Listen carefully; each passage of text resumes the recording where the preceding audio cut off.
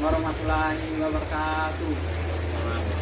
Selamat siang semuanya. Kami dari kelompok 4 Universitas Pamulang Fakultas Hukum ingin mewawancarai seorang pengacara yang ada di LBH sekitar mengenai tentang hukum pidana korupsi yang ada di Indonesia. Sebelumnya kita akan memperkenalkan diri dulu terlebih dahulu pada Bapak pengacara, kita persilakan. Bismillahirrahmanirrahim. Assalamualaikum warahmatullahi wabarakatuh. Pertama-tama memperkenalkan diri, nama saya Yudi Rijali Muslim, selaku Direktur Utama Lembaga Bantuan Hukum Tridharma Indonesia, berprofesi sebagai advokat atau pengacara. Kami menyambut baik teman-teman mahasiswa dari Fakultas Hukum Universitas Pamulang yang ingin sharing bareng, diskusi bareng, khusus mengenai tentang tindak pidana korupsi. Itu silakan teman-teman apa yang ingin didiskusikan yang ingin kita bahas pada kesempatan siang hari ini. Ya, pertama-tama saya ingin bertanya, Pak, bagaimana tanggapan Bapak selaku pengacara dan sekaligus ketua Yayasan Lembaga Bantuan Hukum Tridharma mengenai banyaknya kasus korupsi di Indonesia? Baik, pertama-tama dapat kita sampaikan bahwa korupsi itu adalah bagian daripada suatu tindak pidana yang luar biasa. Bisa dikatakan luar biasa ini karena letak kedudukannya sama dengan tindak pidana yang lain yang ditangani secara khusus. Karena korupsi sendiri ada ketentuan undang-undang yang khusus juga mengaturnya. Maka kemudian dalam bahasa hukumnya dikatakan sebagai extraordinary crime, suatu kejahatan yang luar biasa. Statusnya sama seperti terorisme, statusnya sama juga seperti genosida atau pelanggaran HAM berat, seperti itu. Nah, fenomena yang terjadi dengan negara kita, khusus persoalan mengenai tentang korupsi, semakin hari semakin kredit, semakin banyak tindak pidana korupsi yang dilakukan oleh para penguasa kita. Nah, hal ini mencerminkan bahwa negara kita memang masih mengalami darurat dalam hal penegakan tindak pidana, khusus tindak pidana korupsi. Bagaimana pendapat Bapak terhadap hukuman mati untuk para koruptor? Hukuman mati bagi para koruptor pada prinsipnya kami sepakat melakukan hukuman mati, namun tentu dengan konteks penegakan hukum yang tepat, kemudian berdampak secara sistemik terhadap masyarakat dan kerugian negara. Kemudian artinya pemberlakuan hukuman mati di Indonesia untuk para pelaku tindak pidana korupsi nyatanya memang sangat asing kita dengar. Pemberlakuan hukuman mati harapannya dapat menimbulkan suatu efek jerah terhadap para pelaku tindak pidana korupsi yang lainnya, seperti itu. Karena ini termasuk suatu kejahatan yang luar biasa tadi kita sampaikan.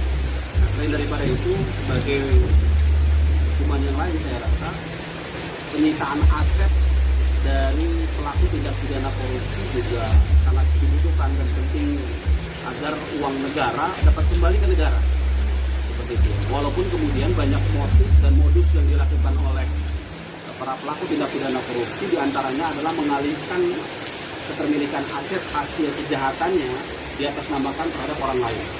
Nah, artinya hal ini membutuhkan kejelian daripada penegak hukum, baik itu kepolisian, penyidik KPK maupun kejaksaan, untuk memastikan kemana saja aliran dana uang hasil kejahatan korupsi. Terlebih lagi yang kita juga perlu waspadai bahwa hasil daripada kejahatan ini dilakukan sebagai bagian daripada proses pencucian uang atau money laundering, sehingga menjadi seolah-olah bahwa uang ini didapat secara baik, secara benar. Padahal sudah secara nyata bahwa ini adalah uang daripada hasil tindak pidana korupsi. Nah, ini butuh kejelian, sehingga akhirnya negara ketika penegak hukum melakukan suatu penegakan hukum terhadap para pelaku tindak pidana korupsi, kerugian negara pun bisa dikembalikan ke negara, tidak bisa meminimalisir, dan tentu pelakunya harus diancam pidana yang seberat-beratnya. Seperti itu. Baik Pak, saya akan melanjutkan pertanyaan nomor 3 ke Bapak.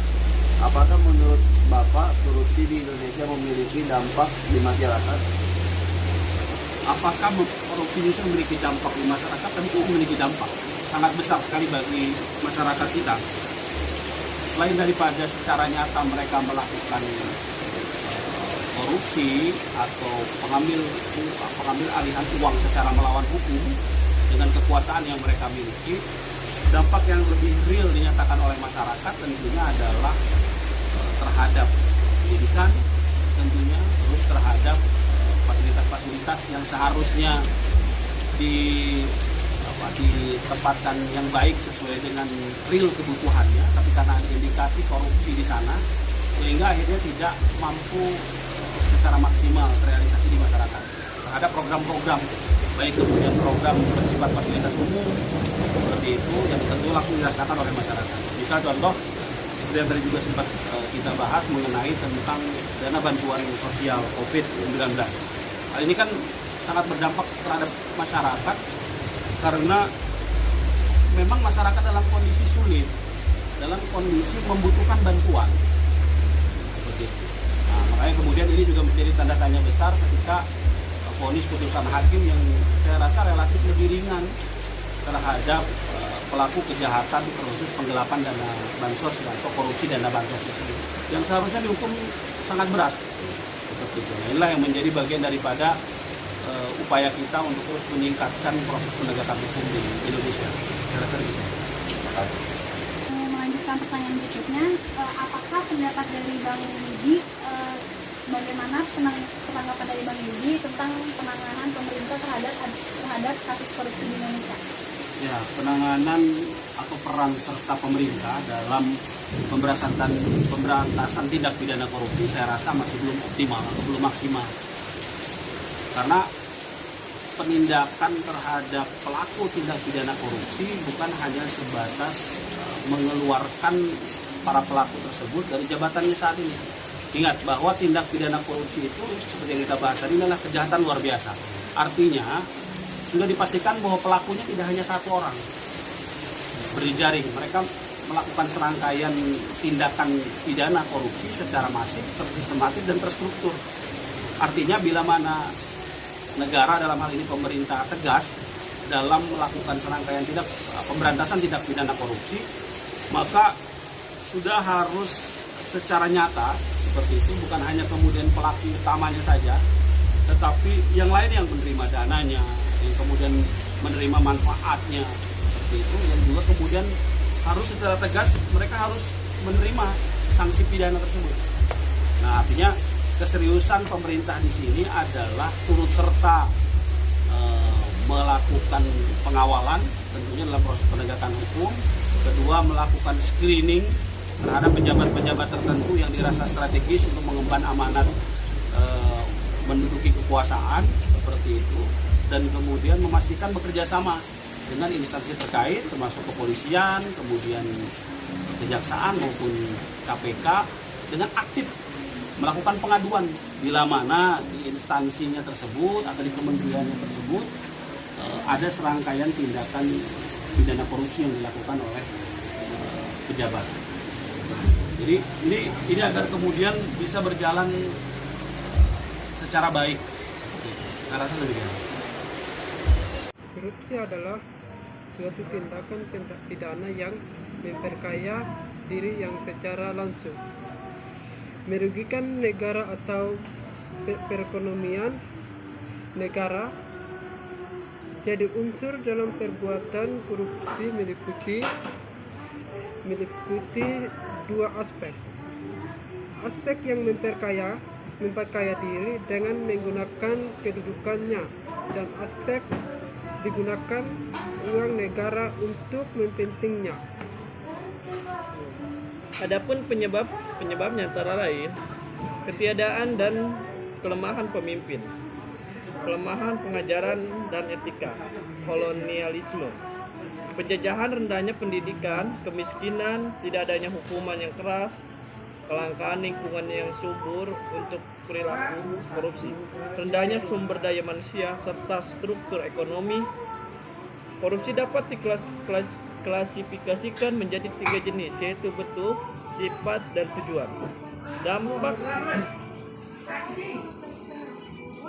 Dampak korupsi dapat terjadi di berbagai bidang, di antaranya bidang demokrasi, ekonomi, kesejahteraan negara. Terima kasih, sekian dari kelompok kami. Itulah kesimpulannya.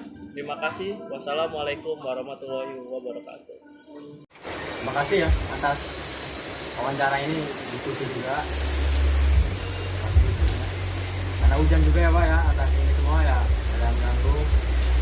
Terima kasih atas semuanya. Semoga lancar dalam pekerjaannya Bapak, diberi kemudahan dalam segala pengurusan dalam profesi juga, dalam pengacara. Mungkin begitu dari kami, dari kelompok 4 dari Universitas Pamulang, Fakultas Hukum.